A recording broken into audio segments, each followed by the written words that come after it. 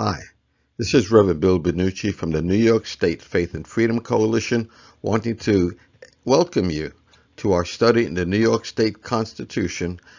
We are America by Faith, a Fear Not Fellowship, and our theme this year is Reclaiming America in 2026. And today we're going to be studying our sixth lesson in our study of the New York State Constitution, in our campaign of Rebuilding Liberty Part 2, in preparation for the celebration of our 250th anniversary on July 4th. We started studying back in September for Part 1, and Part 2 is happening January through June until we come up to that day. So we'll be continuing our study of the New York State Constitution. Then we're going to complete with a study of the Declaration again. And then we're going to celebrate the 4th of July, our 250th celebration of the freedom in this country. So let's take a look. First of all, our word for the year. Every year we have a new word. The word that the Lord gave us for this year was basically to raise the standard. It was taken from Isaiah 59:19. When the enemy shall come in like a flood, the Spirit of the Lord shall lift up a standard against him. So our encouragement to all is this year to raise the standard, whether you're talking about raising the standard in your own personal life, to become more like Christ than you were last year. Whatever sin is still hanging on to you, repent of it, let it go, and commit totally to Jesus Christ. Raise the standard in your personal life. Raise the standard in your family, in your marriage, and in your family. And step up to the plate to be the husband, to be the wife that God called you to be. Raise the standard in your community.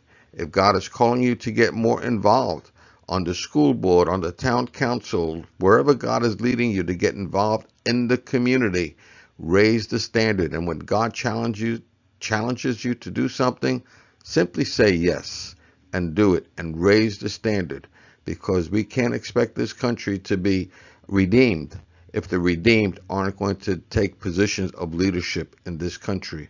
So we need to raise the standard, because where the righteous rule, the people rejoice. But where the wicked rule, the people groan. And unfortunately, there's been too much groaning in this nation over the past years. So let's take a look at this. Again, we're going to look at the preamble of the New York State Constitution, which tells us explicitly why we have a New York State Constitution. And it says, "We, the people of the state of New York, grateful to Almighty God for our freedom, in order to secure its blessing, do establish this Constitution." So we know now that the Constitution wasn't made to establish the laws of man, but it was established to secure the blessings of liberty that were given to us by Almighty God. So if someone comes and challenges you with this idea of separation of church and state, simply direct them back to the New York State Constitution as well as our national Constitution. Both of them express the very purpose for their constitutions is to secure the blessings given to us not by government, but by God. All right, so what we did, we started out with a brief a character study of our founders. This week, we're going to take a look at the life of Alexander Hamilton, who was an important founding father for New York. So let's take a look at that.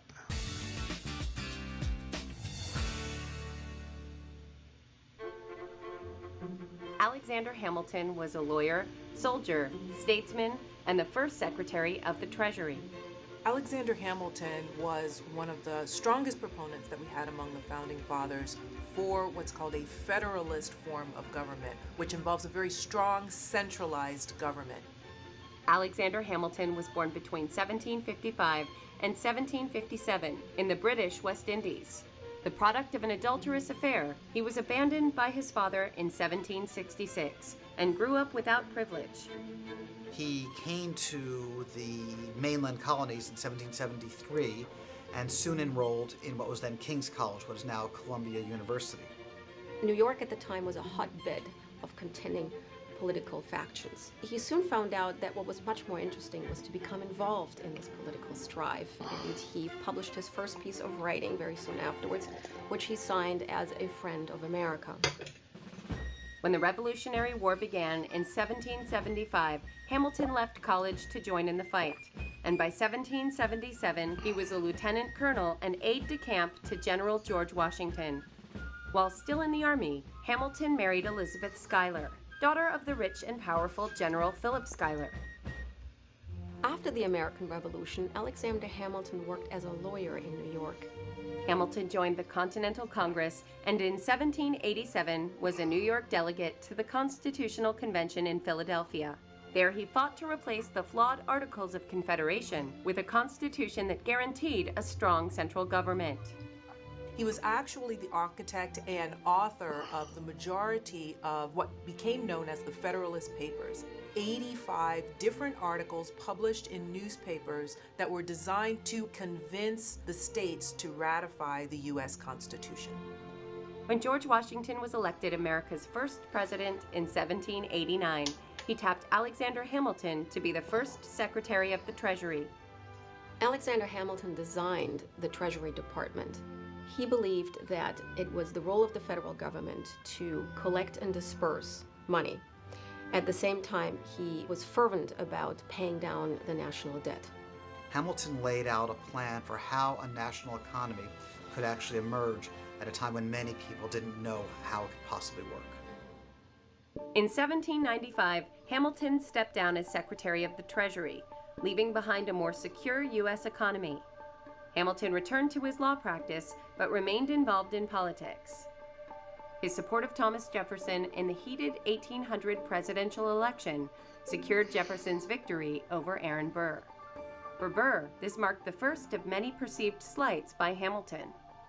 On July 11, 1804, Alexander Hamilton and Aaron Burr met on the dueling grounds of Weehawken, New Jersey, which was really the end of a long-standing political feud and personal feud between these two men.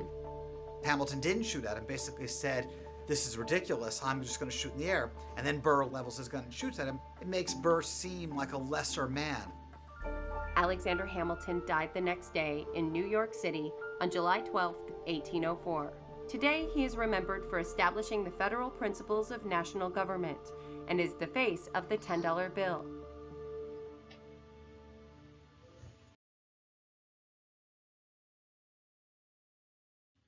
So that's a little bit short biography of one of our founders, one of our New Yorkers here, Alexander Hamilton.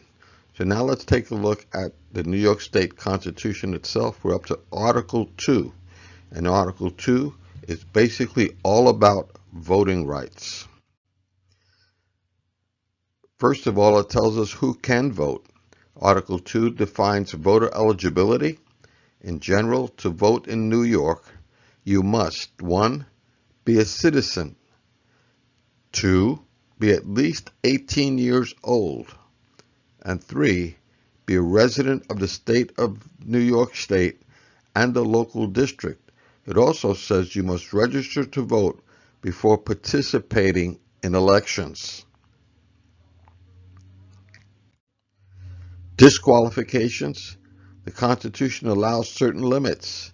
People convicted of serious crimes, felonies, may temporarily lose voting rights, though in New York law today restores voting rights after release from prison. Individuals judged mentally incompetent by a court may also be disqualified. And these are always expanding. These actually expanding the possibility to vote. Well, let's look at this. And 3 says the key principle, elections must be, quote, free and equal. This means that no intimidation or coercion of voters. In other words, you can't stand at the door to the election place and start scaring people away because you don't want them to vote. We must guarantee equal access to the ballot. And there must be a fair opportunity for all qualified voters to participate. Ballot and voting methods. Article 2 also requires voting to be done by ballot, originally paper. Now it includes modern systems. Protection of the secrecy ballot of your vote is primary. Over time, this has been interpreted to allow voting machines, which is a big problem, early voting, which is a bigger problem, and absentee voting, which is yet even a bigger problem. Absentee voting, the Constitution allows people to vote without being physically present if they're out of town, if they are ill or disabled, if they meet other legal criteria, and the Constitution goes into detail about what that other criteria is, and we don't have time to go into the details of it now. Again, this is just a cursory study of the Constitution. We can spend eons getting into the details of it. But recent changes and amendments have expanded the conditions of absentee voting. There were no restrictions almost. Election administration. This article gives authority to the state legislature to set the rules for conducting the elections, to create the systems for voting registration, to ensure integrity and fairness, to prevent fraud and corruption, and to ensure honest vote counting. Now, how well that's been done is, of course, a question, but that's what the Constitution stipulates. Key amendments. Over time, Article 2 has been updated to reflect modern voting practices, including no excuse absentee voting, proposed and expanded in recent years. Again, there's not too many reasons to not vote these days. Early voting laws. We've gone from having an election day to an election month, which is also a big problem. And improvements in voter registration systems, especially in New York State, where you have the motor voter registration, where anyone go through the motor vehicle department, you're automatically registered to vote, and there's not much assurance that you are in fact a citizen when you do that, but it's a big problem that needs to be addressed. Article 2 answers the question, who gets to vote in New York, and how do we make elections fair and secure? It guarantees, 1, the right to vote, equal access to elections, secret ballots, fair election procedures. In New York, the voter registration is approximately 47.9% Democrats, 22.6% Republicans, 25% unaffiliated registered people, and 4.5% of other parties, of which 1.2% of that is the Conservative Party. So you could see how the vast majority of New Yorkers fall into the Democratic Party system. So pretty much 2-1 Democrats over Republicans. So for Republicans to make any kind of difference, we've got to really work at it if we're going to see any kind of common sense legislation once again in New York State. All right, let's take a look at Article 3 now, the legislature. In Article 3 of the New York State Constitution, it establishes the legislative branch of the New York State government. It explains how the state legislature is structured, how lawmakers are elected, their powers, and the rules for passing laws. The legislature is the lawmaking body of New York State. Article 3 states that the legislative power of the state is vested in a bicameral, 2 houses legislature consisting of the New York State Senate and the New York State Assembly. Together, they are known as the New York State Legislature. Both houses must generally approve a bill before it becomes a law. The Constitution sets up the size of the legislature, and that in New York it's 63 senators and 150 assembly members. These representatives are elected from districts across the state. Terms of office: senators are 2-year terms. Assembly members are also 2-year terms. All legislators are elected every 2 years in New York State. And that's different, if you'll note it, from the federal, where the congressmen are elected every 2 years and the senators every 6 years. In New York, everyone is elected every 2 years. Qualifications for office. To serve in the legislature, a person must, 1, be a citizen of the U.S., be at least 18 years old, have lived in New York State for 5 years, and have lived in the district they represent for at least 12 months. Article 3 lays out rules for passing legislation, including 1, bills must be read and considered before passage. They must be passed by both houses. Then the governor must sign the bill before it becomes a law. And the governor may also veto legislation, and yes, it can be overridden by a 2/3 majority of the state legislature. Article 3 includes rules to prevent abuse of legislative power. For example, laws generally must address only one subject per law. You can't have an omnibus bill on the state level because each law has to deal with just one subject, and that's a good thing. Certain private or special laws are restricted. Appropriations or spending bills must follow specific procedures, again, also specified in the details of the Constitution. These rules were designed to prevent corruption and hidden provisions in legislation. Now, the leadership in each chamber elects its own leaders. In the House, it's the Speaker. He's the leader of the New York State Assembly, and in the Senate, it is the President pro tempore of the New York State Senate. Now, the Lieutenant Governor of New York formally serves as President of the Senate, although most duties are handled by the President pro tempore. Now, we had a problem back in 2009 when we had no Lieutenant Governor because Eliot Spitzer was resigned from office, and Patterson took the Lieutenant Governor, became the governor, and then we tried to pass the bill in the New York State Senate, and they couldn't because there was a tie, and it took several months for actually the courts to resolve that issue. That almost never happens in New York State, but it did happen in 2009. Anyway, legislative districts. Article 3 governs how the state is divided into legislative districts. Key principles include, first of all, districts must contain approximately equal number of population. They must also be contiguous. That means they must all be together. You can't have a district with one part of a district in the Bronx and the other part in Buffalo. It doesn't work that way. They have to be contiguous or consistent geographically.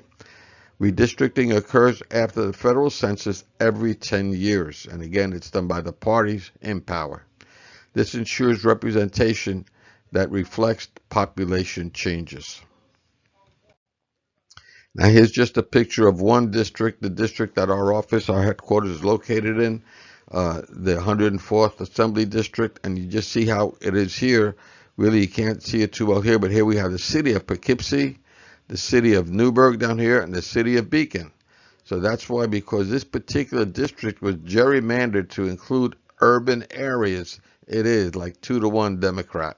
So that's basically what gerrymandering does. But if you think that's bad, look at this district here. This district here is the 99th district, I believe it is, in New York State. It looks like a snake, but that's the way it was gerrymandered. And that, again, is a problem. All right. Anyway, compensation and ethics. The Constitution provides that legislators receive compensation set by law. And guess who writes the laws? They do. And reimbursement for certain expenses. Other sections impose ethical restrictions and rules regarding conflicts of interest. Now, current salary for members of the state legislature, this is really interesting. In New York State, $142,000 per year is the base salary since January 1st, 2023. Now, when I ran for state assembly in 2016, the salary for assembly was about $78,000. Now, with one bill, they pretty much doubled their salary, their base salary right there. The base salary is the same for all 213 legislators, 150 assembly members, and 63 senators. They get to set their own salaries. I don't know where else you get to see that. Additional pay for leadership positions. Some legislators receive extra stipends for leadership roles. These are added to the $142,000 base salary. Examples include the Speaker of the Assembly. He gets about $53,000 additional. The Senate Majority Leader gets about $41,500 additional. Committee chairs and party leaders, usually $9,000 to $34,000 in addition to their base salary. So top leaders can earn anywhere from $180,000 to $200,000 a year, plus total compensation depending on their position. Leaders also receive health insurance, state pension eligibility, travel and lodging reimbursements when in Albany, staff budgets and district offices. In addition, a law passed with salary increases the limits of outside income from other jobs to about $35,000 per year for many legislators, with some exceptions. So they can make, in addition to their $180,000 to $200,000 income, they get all kinds of benefits, and they can go out and get a side hustle for another $35,000. So that's an issue, I believe. All right, so that's the end of our study of Articles 2 and 3 of the New York State Constitution. Again, it was just a cursory study. To get more detailed, you want to dig into the Constitution itself. We don't have time for that now. Next time, we'll be getting into the following sections 3 and 4 articles, and we'll take it from there. So we hope to see you from there. If you want to get the quiz sheets or any additional information, just send me an email, and we'll help you however we can. We just want to spread the word as we prepare for the 250th anniversary of our Constitution. So until then, take care and God bless.